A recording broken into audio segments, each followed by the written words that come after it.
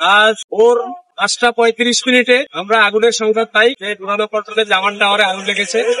সংবাদ পাওয়ার সাথে সাথে আমাদের নিয়ারেস্ট ফায়ার স্টেশন সিদ্দিক বাজার, অর্থাৎ আমাদের অধিদপ্তরের যে ফায়ার স্টেশনটা, সেই সিদ্দিক বাজার ফায়ার স্টেশন মুভ করে এখানে আসার পর আগুনের ভয়াবহতা দেখে তারপর আরো সাহায্য চায়। এরপর পরপর আমাদের আরো 3টি স্টেশন আসে, অর্থাৎ মোট 4টি স্টেশন। এখানে আমাদের গাড়ি পাম্প অন্যান্য যন্ত্রপাতি নিয়ে আমরা এখানে উপস্থিত হই।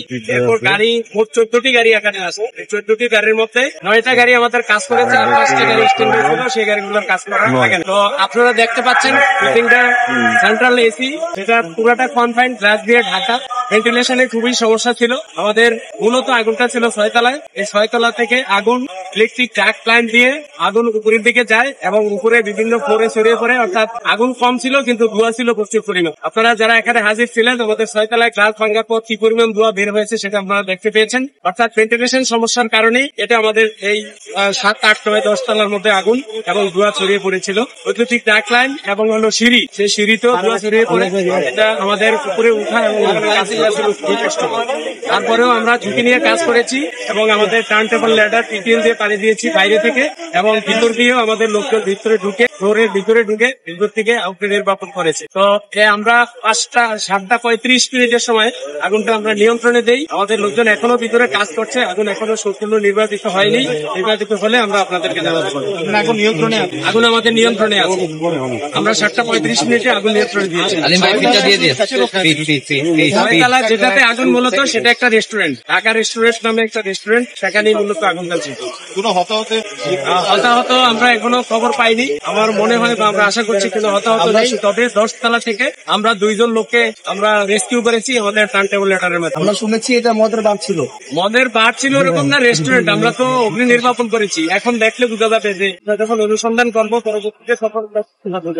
আগুনের সূত্রপাত সম্পর্কে কোনো ধারণা পাওয়া গেছে কিনা, আর কয়তলা থেকে কয়টা ফ্লোর ছড়িয়েছিল?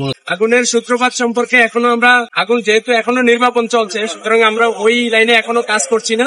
আর আগুনটা 6 তলা থেকে খুব বেশি ছড়ায়নি, আগুন ধোঁয়া এবং হালকা আগুন ছিল, সেটা 7, 8, 9 তলা পর্যন্ত গিয়েছে। আপনারা নিশ্চয়ই জেনে থাকবেন যে এই জামানটার এই ভবনটিতে আরো আগে বেশ কয়েকবার অগ্নিকাণ্ডের ঘটনা ঘটেছে। আপনাদের পক্ষ থেকে কি ওই ধরনের কোন ব্যবস্থা নেননি বিল্ডিংটির ব্যাপারে, যেন অগ্নিকাণ্ডের ঘটনা না ঘটে? আমরা ব্যবস্থা শুধু জামান টাওয়ার না, যে কোনো ভবনের ক্ষেত্রেই আমরা ব্যবস্থা নিয়ে থাকি। আমরা অগ্নি প্রতিরোধ ব্যবস্থা যাতে ভালোভাবে নেয়, অগ্নি প্রতিরোধ ব্যবস্থা যাতে প্রত্যেকটা ভবনে থাকে, সেই ব্যবস্থা সেটার জন্য আমরা পরামর্শ দিয়ে থাকি। বিভিন্ন সময় ভিজিট করে থাকি, মোবাইল কোর্ট করে থাকি, আমরা আমাদের কাজ করে যাচ্ছি।